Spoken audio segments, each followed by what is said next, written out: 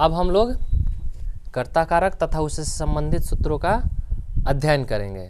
ठीक है, कर्ता कारक और उसमें संबंधित उससे संबंधित जो भी सूत्र है उसका उदाहरण सहित व्याख्या हम लोग इसमें पढ़ेंगे। ठीक है, तो देखिए कर्ता कारक का सबसे पहला सूत्र है स्वतंत्र कर्ता। स्वतंत्र कर्ता या इसी सूत्र को हम लोग कर्तरी प्रथमा या उक्ते कर्तरी प्रथमा भी कहते हैं। ठीक है, स्वतंत्रता कर्ता एक ही सूत्र है और इसी सूत्र को हम लोग कर्तरी प्रथमा या उक्ते कर्तरी प्रथमा के नाम से जानते हैं। इस सूत्र का व्याख्या में हम लोग लिखेंगे, इस सूत्र का क्या होता है कि कर्ता कारक का हम लोग परिभाषा पढ़े कि क्रिया को करने में जो स्वतंत्र हो, क्रिया को करने में जो स्वतंत्र हो उसे ही हम लोग कर्ता कारक कहते हैं। यही इसका व्याख्या होगा, यही इसमें इसी से जो इसका व्याख्या हम लोग लिखेंगे इसमें यही लिखेंगे कि क्रिया को करने में जो स्वतंत्र हो उसे हम लोग कर्ता कारक कहते हैं तथा कर्ता कारक में हमेशा प्रथमा विभक्ति का प्रयोग होता है। एक बार फिर से, क्रिया को करने में जो स्वतंत्र हो उसे कर्ता कारक कहते हैं तथा कर्ता कारक में हमेशा प्रथमा विभक्ति का प्रयोग होता है। इसका एग्जाम्पल हम लोग देखेंगे, राम पढ़ता है। राम पढ़ता है, इसको हम लोग बनाएंगे रामः पठति। पढ़ने के लिए राम स्वतंत्र है अतः राम यहाँ कर्ता कारक हुआ, इसमें हम लोग प्रथमा विभक्ति का प्रयोग करेंगे। ठीक है, चलिए यह एक ही सूत्र है, ध्यान देना है कि स्वतंत्र कर्ता, कर्तरी प्रथमा तथा उक्ते कर्तरी प्रथमा तीनों जो है एक ही सूत्र है। इसका व्याख्या हम लोग एक ही बात लिखेंगे कि क्रिया को करने में जो स्वतंत्र हो उसे हम लोग कर्ता कारक कहते हैं तथा कर्ता कारक में हमेशा प्रथमा विभक्ति का प्रयोग होता है। ठीक, अब हम लोग आगे बढ़ेंगे। उक्ते कर्मणि प्रथमा द्वितीय सूत्र है आप लोगों का कि उक्ते कर्मणि प्रथमा। ठीक है, तो चलिए हम लोग इसको हम लोग समझेंगे। उक्ते कर्मणि प्रथमा का व्याख्या क्या होता है कि इसका व्याख्या होता है कि कर्मवाच्य के कर्म में हमेशा प्रथमा विभक्ति का प्रयोग होता है। ठीक है, इसका व्याख्या होगा कि कर्मवाच्य के कर्म में प्रथमा विभक्ति का प्रयोग होता है। जैसे हम लोग इसका एग्जाम्पल देखेंगे, इसका व्याख्या होगा तो हम लोग लिखेंगे कि कर्मवाच्य के कर्म में प्रथमा विभक्ति का प्रयोग होता है। इसका एग्जाम्पल हम लोग देखेंगे,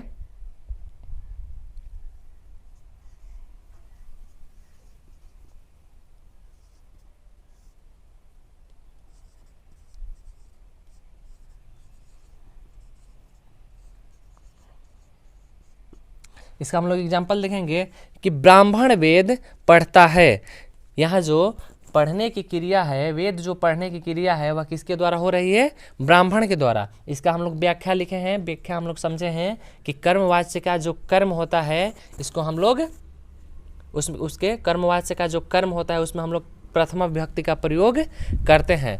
कर्मवाच्य मतलब इंग्लिश में आप लोग वॉइस पढ़े होंगे। ठीक है, जो एक्टिव और पैसिव दो वॉइस होता है तो एक्टिव वॉइस को हम लोग कर्तृवाच्य और जो पैसिव वॉइस होता है उसी को हम लोग कर्मवाच्य कहते हैं। ठीक है, तो यहाँ पर देखिए हम लोग लिखे हैं ब्राह्मण वेद पढ़ता है। इसका कहने का मतलब है कि वेद जो है ब्राह्मण द्वारा पढ़ा जा रहा है। वेद जो है ब्राह्मण द्वारा पढ़ा जा रहा है, अर्थात इसमें हम लोग जो ब्राह्मण हो गया कर्ता हो गया, वेद जो है कर्म हुआ, अब पढ़ना क्रिया, तो वेद में हम लोग प्रथमा विभक्ति का प्रयोग करेंगे। इसको हम लोग बनाएंगे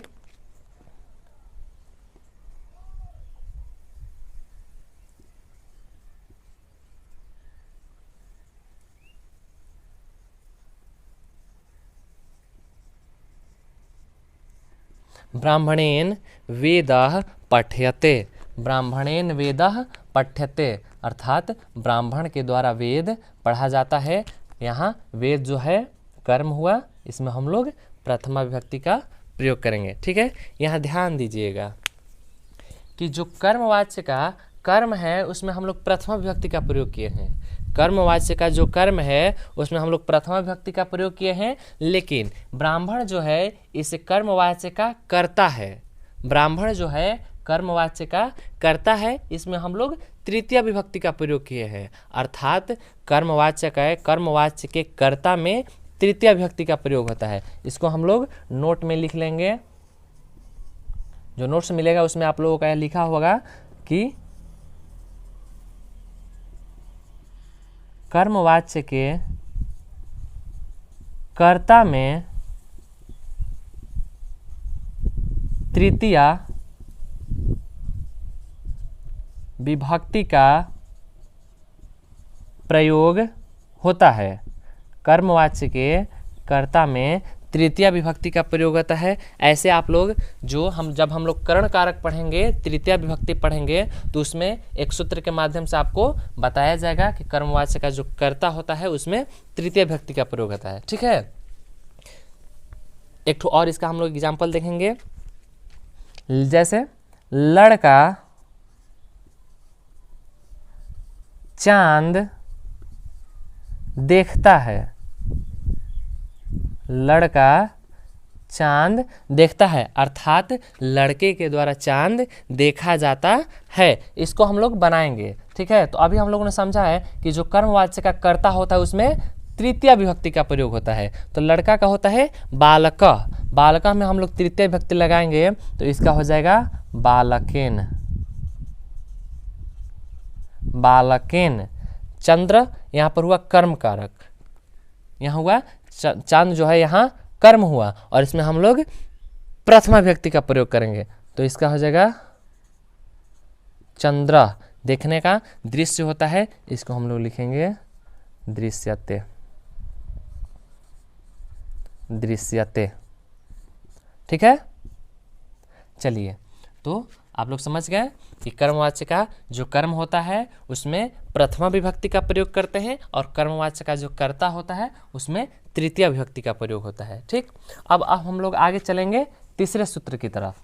देखिए, जो तीसरा सूत्र है इसमें लिखा हुआ है कि प्रतिपादिक अर्थलिंग परिमाण वचन मात्रे प्रथमा।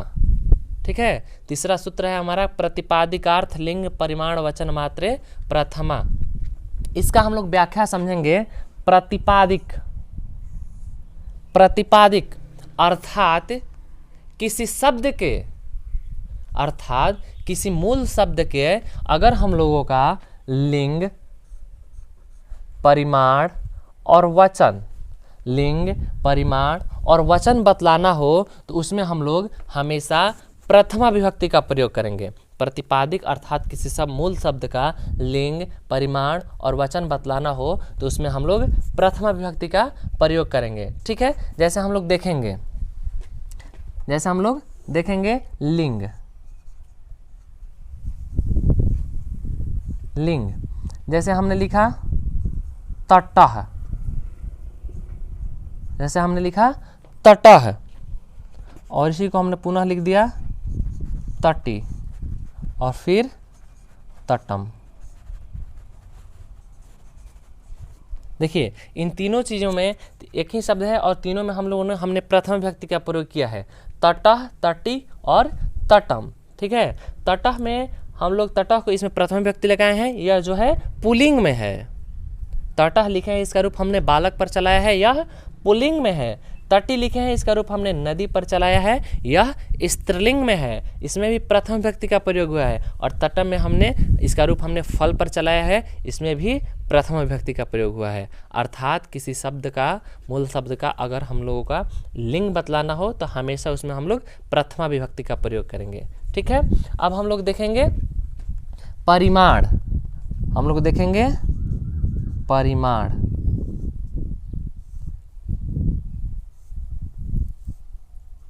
किसी भी शब्द का अगर हम लोगों को परिमाण बताना हो तो उसमें हम लोग प्रथमा विभक्ति का प्रयोग करेंगे। किसी भी शब्द का अगर हम लोगों को परिमाण बताना हो तो उसमें हम लोग प्रथमा विभक्ति का प्रयोग करेंगे। जैसे एग्जाम्पल देखिए,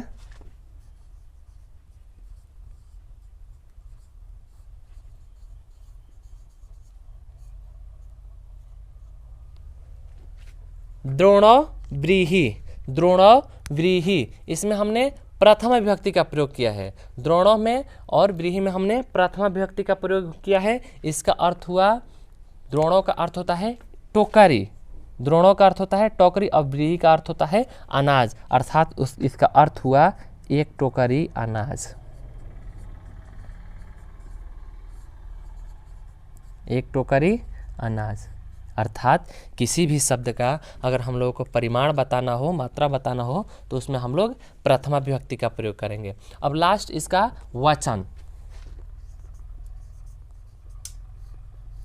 वचन, किसी भी शब्द का अगर हम लोगों को वचन बतलाना हो तो उसमें हम लोग प्रथमा विभक्ति का प्रयोग करेंगे। जैसे देखिए हम लोग लिखते हैं एकः, द्वौ, त्रयः, एकः, द्वौ, त्रयः, इसमें हम लोग प्रथमा विभक्ति का प्रयोग किए हैं। एकः, द्वौ, त्रयः, इसमें कौन सा विभक्ति लगाए हैं? तो प्रथमा विभक्ति, अर्थात किसी भी शब्द, मूल शब्द का लिंग, परिमाण और वचन बतलाना हो तो उसमें हम लोग प्रथमा विभक्ति का प्रयोग करेंगे। ठीक है, अब नेक्स्ट चलते हैं चौथे सूत्र की तरफ। यह सूत्र है हमारा अव्यय योगे प्रथमा। यह सूत्र है अव्यय योगे प्रथमा, अर्थात अव्यय शब्दों के योग में प्रथमा विभक्ति का प्रयोग होता है। अव्यय शब्दों के योग में हमेशा प्रथमा विभक्ति का प्रयोग होता है। जैसे अव्यय, इससे पहले हम लोग समझ लेंगे अव्यय किसे कहते हैं। अव्यय, यह लिखा हुआ है अव्यय, अर्थात जिसका व्यय न हो, जिसका व्यय न, अर्थात जिसे तोड़ा ना जा सके उसे हम लोग अव्यय कहते हैं। जैसे यत्र, तत्र, सर्वत्र, इतस्ततः, ठीक, ये सब क्या है? अव्यय। तो अव्यय शब्दों के योग में हम लोग कौन सा विभक्ति का प्रयोग करेंगे? प्रथमा विभक्ति का प्रयोग करेंगे। ठीक है, इसका हम लोग एग्जाम्पल देखेंगे। चौथा, अव्यय योगे प्रथमा, अर्थात अव्यय शब्दों के योग में प्रथमा विभक्ति का प्रयोग होता है। जैसे एग्जाम्पल इसका हम लोग देखेंगे,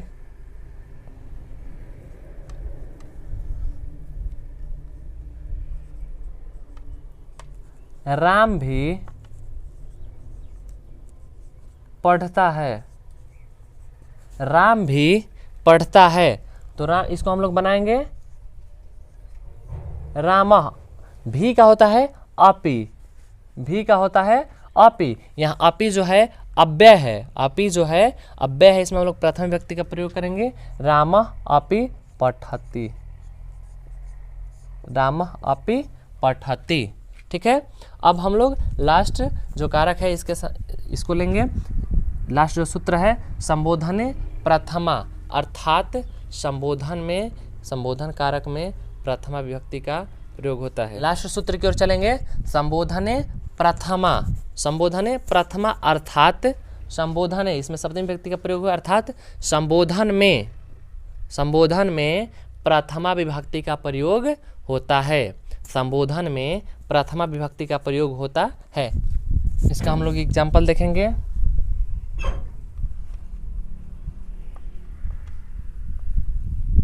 हे राम, हे राम,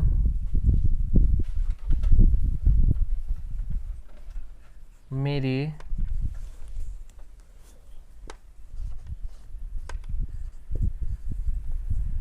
रक्षा करो। हे राम मेरी रक्षा करो, इसको हम लोग बनाएंगे हे राम माम रक्ष। हे राम माम रक्ष। या दूसरा एग्जाम्पल देखेंगे, हे लड़के, हे लड़का तुम आओ। हे लड़का तुम आओ, इसको बनाएंगे हे बालक त्वम आगच्छ, त्वम आगच्छ। ठीक है, तो यह हुआ हमारा कर्ता कारक। इसमें हम लोगों ने 5 सूत्रों को पढ़ा। ठीक है, इसका एग्जाम्पल के साथ पढ़ा। ठीक।